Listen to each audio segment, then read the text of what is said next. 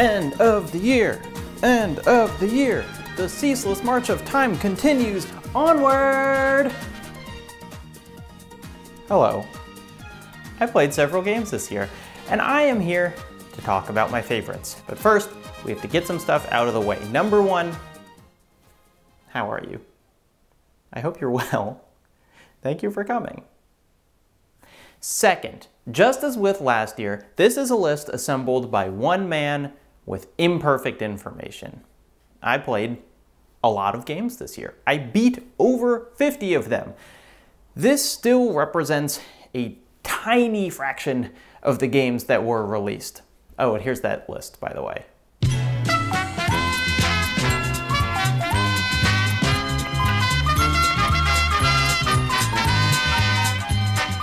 There are things I just haven't got to. I know, I'm disappointed in myself too. But if you're going to comment angrily about something I did or didn't include, I urge you to look inward and consider if this is really what you've chosen to do with your one wild and precious life. Thirdly, other than number one, the order isn't really important here. I could wake up tomorrow and completely reshuffle this list, but it's not tomorrow, it's today. So, let's start with number 10. Mundaun is a perfect place to start, because while it didn't rock my world, it is kind of everything I look for in a game, and I would recommend it to almost everybody. On paper, it's a sort of adventure horror game about a guy who goes to a small village in the Alps because his grandfather has died, and he solves some mysteries, and honestly, that's a pretty rad pitch on its own. I would play that game, but it misses the things that makes Mundaun really special. Most obviously, the art style is incredible. It's got this sketchy, kind of hand-penciled look that really meshes with all these shadowy cabins and caves you're going into in the game. It's awesome to play a game in 2021 and think, I've never played something that looks anything like this. A less obvious, but still wonderful part of Mundaun is it's a horror game, but it's an extremely culturally specific horror game.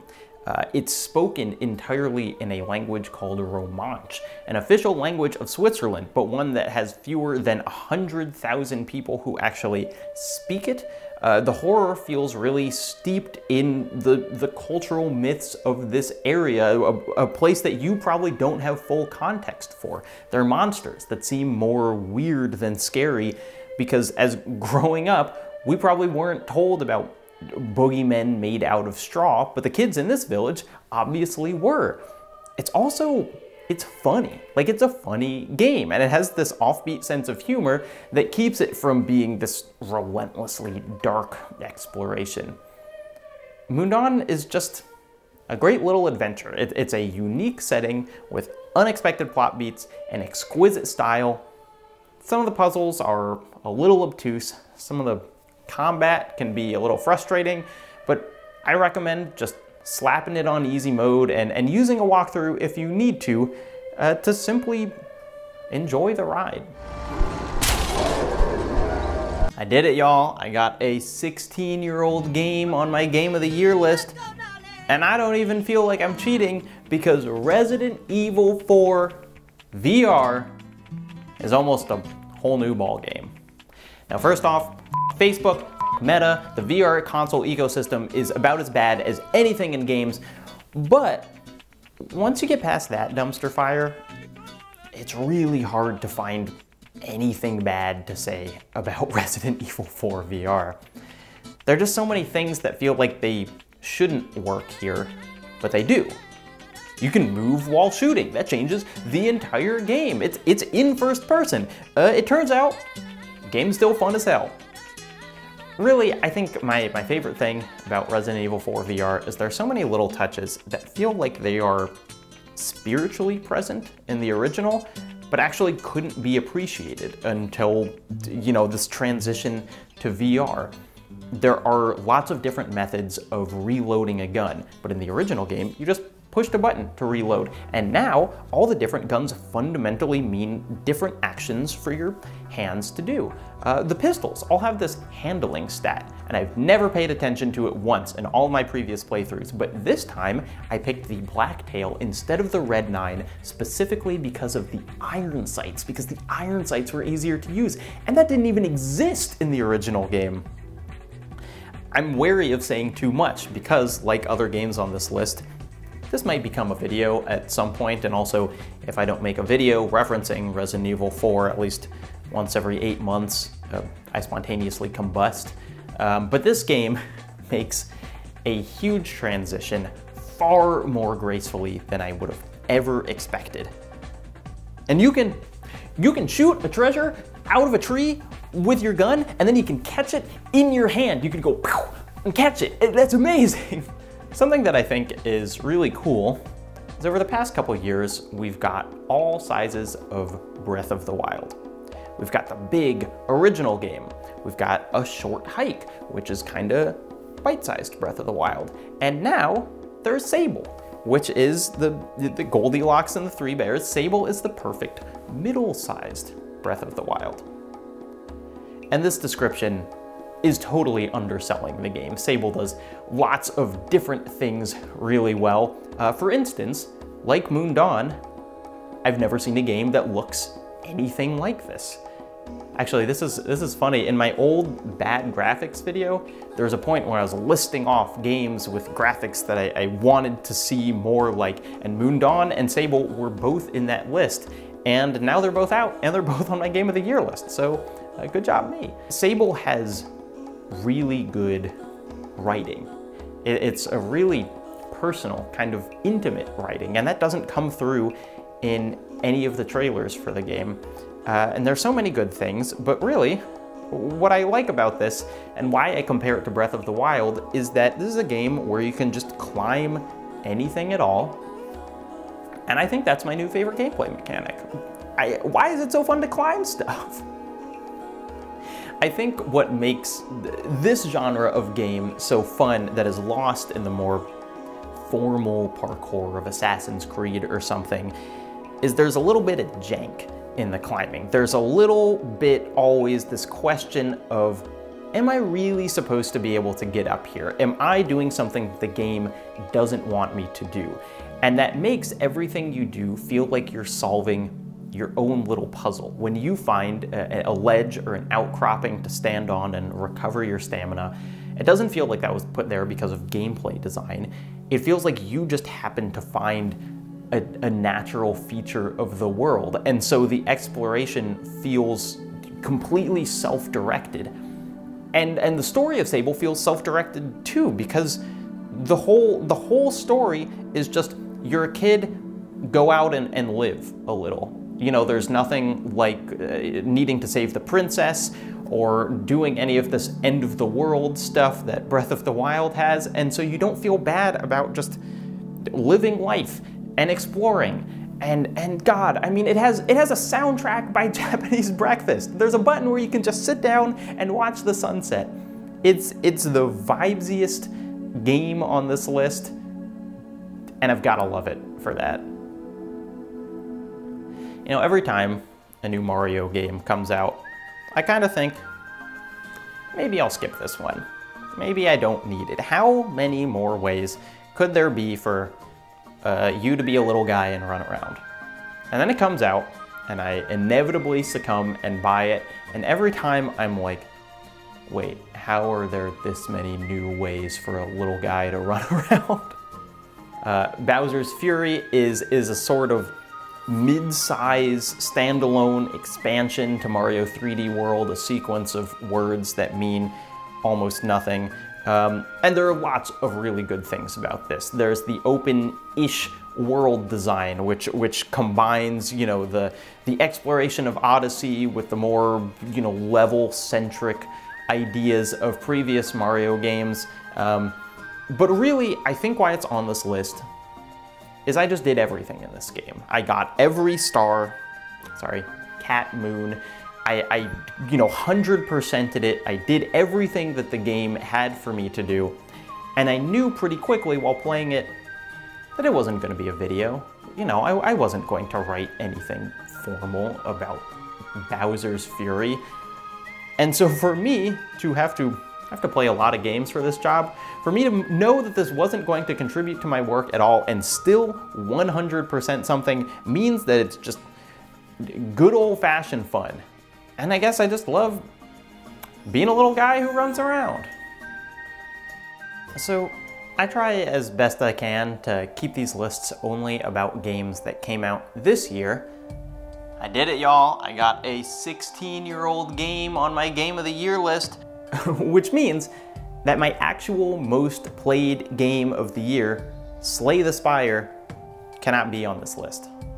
I picked up Slay the Spire in the summer, my first deck builder, and like most people, just completely fell down the rabbit hole and have played so much of a game that I would still generally describe myself as pretty bad at. But I did play another deck builder this year, and I think it's actually really cool that Inscryption is almost the same genre while also being completely, totally different. The biggest difference, and what I think I appreciated most about Inscryption, is that it is a fully fledged deck builder that is designed to be played, understood, and then finished. I can really only handle one endless game at a time, and so while I'm pouring hundreds of hours into Slay the Spire, it was cool to feel like I got a complete picture of what this game is, and then I got to see the credits roll. It's nice that there can be deck builders that are not also roguelikes. There is obviously so much other stuff to talk about in Inscryption, and I can talk about almost none of it because every single thing in this game is a spoiler. The game is made by Daniel Mullins, who made Pony Island, and if you thought that game had some turns, hoo boy! At some point, I will probably do a sequel to that video I did on games that save the best for last. And if I do, Inscryption is showing up. Number 5.5. Didn't expect this one, did ya? Ordinarily, I wouldn't include what is essentially a song pack in a Game of the Year list. But when it comes down to it, the most fun I had with a video game this year was the Smoke and Thunder expansion to Pistol Whip. These are a series of Western-themed levels for Pistol Whip, which is the VR shoot-'em-up rhythm game. And these levels are just so good. I don't have anything particularly profound to say about these, but the music selection is amazing, and the way you dual wield but have very limited ammo capacity on each hand, it really shakes up the mechanics, and it's just the most fun I had playing a game this year. I finished all of the levels in the song pack in a row, and at the end I was completely drenched in sweat, and I thought, I think I understand why people like working out now. And that's a victory.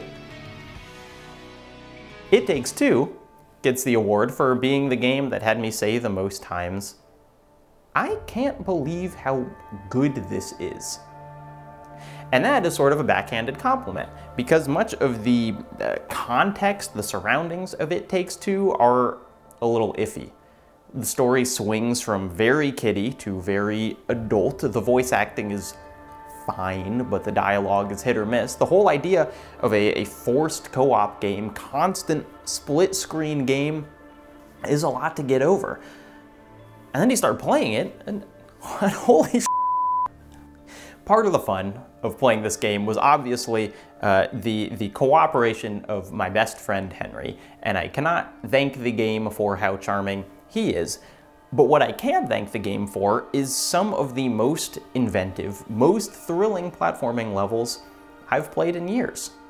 Earlier with Bowser's Fury, I talked about how it's amazing that there are so many ways for a little guy to still run around, and look, I don't say this lightly, Mario has nothing on this game. The general idea is that each level, the two characters will have complementary but not symmetrical abilities. So one person might have a hammer, and one person might be able to throw nails that then that hammer can hit. And they get so inventive with the ways that they use those concepts, and it never feels like one player is getting to do the cool things while the other one just has to watch. It has the energy of like the best PS2 era platformer you've ever played, and that is a high compliment. I mean, you can double jump and air dash in this game, and there are just so many goofy side activities, and they are so legitimately fun. There's a part towards the end of the game where there's just a chessboard, and you can play an entire game of chess. My friend and I thought, will we be able to, can we just play a game of chess in this? And the answer was yes, and we did. And it's not required or even really incentivized, but it's just fun to do these things with a friend. If you have someone you've been looking to play a game with, a friend, a partner, a niece or nephew, It Takes Two should be that game. It is out Marioing Mario. Except this game is about two divorcing parents who are trying to get their child to cry, so I don't know, it's a weird one. Yes, she's crying! Yes! Come on! So, It Takes Two might have out Mario'd Mario, but a lesson of this year was that no one can out Metroid. There have been so many Metroidvania type indie games in the past several years, and so few actual Metroid titles, that I was kind of leaning towards a position of like, I don't know how important the series actually is. Maybe it's good that we have all these replacements. And then I played Metroid Dread for like 5 minutes and was immediately like, oh no, I was wrong. This is important. This is a good thing to have stick around. There's been tons said already about everything in the game, how incredibly smooth Samus is to control, or how cool the animations are in all of the cutscenes and the gameplay, or you know, how the game generally directs you around the world so you don't get as lost as you could, although I did get really lost in that game. I loved the lighting of the rooms, which is something that's kind of new to it being a 3D, 2D game. I loved how the lights would come up in the save room, and this is controversial, but I loved how hard it was. I loved getting just beaten down into the dirt by bosses because it meant that I really had to know them, and I couldn't just bluff my way through.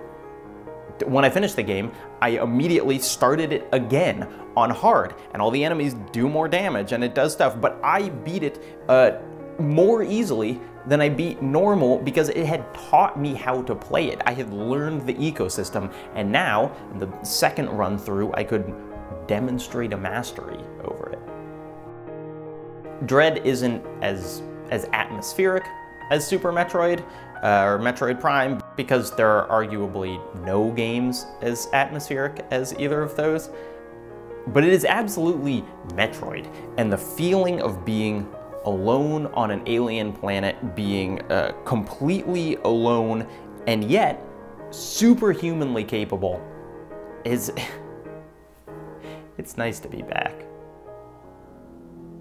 Now, the absolute strangest entry on this list is a game called UnearthU.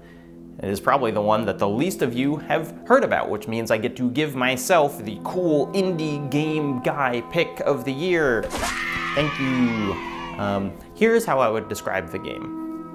What if Cortana, and not the Microsoft version of Siri, but the original weirdly hot blue halo lady, what if that Cortana was instead a meditation app having an existential crisis?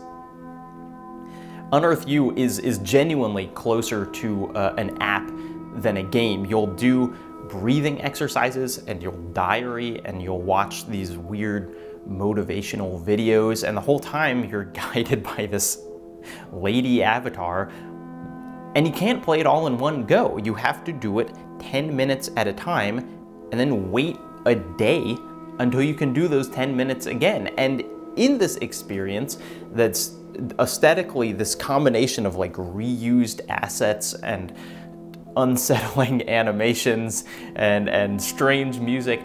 There's a story about AI and self-awareness and forces you to confront kind of what these apps are really doing and what they're asking you to do. But throughout the whole time, you are doing the thing. You're doing the breathing exercises. You are doing the diaries. And it's disarming to be presented with a story in this fashion. It's really like nothing I've ever seen. Here are some things on my mind. Life is logs for the fire of death. When I finished UnearthU, I didn't immediately think, oh, this is going on my best of the year list. But I just kept thinking about it. And there were a lot of big games this year that I played, and they kind of went in one ear and out the other. And for whatever reason, UnearthU stuck. And I've got to pay attention to that. So, I know there are plenty of reasons you haven't played Returnal. It's still hard to get a PS5. It didn't have a save and resume system until very recently. You might have heard about how hard it is, and I get all of that, but listen to me. Returnal is the best PS5 game, and although I hate how nebulous this term is, probably my vote for the most underrated game of the year. God, Returnal is so good. Last year, it probably would have been my #1 pick. I was a big fan of Nex Machina, which was the developer Housemarque's previous game, and I was a little disappointed when they presented Returnal and they said, oh, we're stepping into AAA, we're making a big budget roguelike, because I thought that it would take away from the kind of arcadey specialty that they were good at. But I was wrong. Because in Returnal, your character runs at like 70 miles an hour and bosses throw bullet hell patterns of projectiles at you, and all of the weapons are interesting and versatile. It is a joy to play. I think if an indie developer is going to go from indie to double or AAA, this is how it should work. Returnal doesn't feel like it let anything get in the way of it being a video game-ass video game. And yet, my favorite thing about Returnal, what absolutely shocked me based on how gamey everything else is the story and thematic elements of this game are staggeringly good. This is one of the things that I can't go into too much because there's no way this doesn't become a video in the future, but Returnal goes far deeper than you would ever expect, has more twists, employs more narrative techniques than I would ever expect from a game this shooty. There's a scene in the middle of Returnal that is so audacious, so bold, that I started cackling. Returnal has several big hurdles to get over. I won't pretend it doesn't. It's hard to get your hands on it. It's hard once you get your hands on it, but man, does it deliver. If you get it, my advice is to turn on auto sprint. You can do that in the menu. If you want, you can turn up the aim assist. There's no shame in it. Look up advice online. There's plenty of advice online. It won't ruin the game for you. Just do any way you can to get good enough to experience the story, and it will reward you for your perseverance. We're at the end of the list, and what could be the #1 spot? But before your eyes. I'll be honest, there are other games on this list that were kinda toss-up. The order could change with my mood, but there was no question in my mind that Before Your Eyes was gonna be at the top. And there hasn't been a question basically since it came out. This is, for people who haven't heard of it, the game that is controlled by your blinking. It taps into your webcam, and you blink, and time jumps forward. You're playing out a character's life. So blink, and you jump ahead in time, but keep your eyes open, and you can stay in the scene. And so the whole thing is kind of a constant battle to not miss out on things that you inevitably will. The remarkable thing about Before Your Eyes is it is the first game I've ever heard of that uses blinking as its primary mechanic, and yet it also somehow seems like the culmination of a decade of experimentation narratively and gameplay-wise with blinking as the mechanic. To put that in another way, I kind of can't imagine that any game will ever use real-life blinking as a mechanic better than Before Your Eyes. Although I'd like to see them try. Just play this game. Get your partner to play this game. Get your parents to play this game. To me, in my incredibly subjective, solely based on my own experience brain, it feels like a once-in-a-generation type of thing. Like, I already spent a whole video trying to explain how good this game is. It's really hard to do without spoiling things, and I don't think I'm gonna make much more headway here. So here's what I'll say instead. I like all sorts of games. I like your big, open world, kind of endless AAA things. I like your weird artistic experiments. I like dropping in with the boys. But every year, the thing that I'm really looking for, what I'm hoping for in my heart of hearts, is that I'll find a game that kind of reframes my concept of what games can be. 2019 was incredible for that. There was both Outer Wilds and Disco Elysium. 2020, personally, didn't really have any of those. But Before Your Eyes is that game.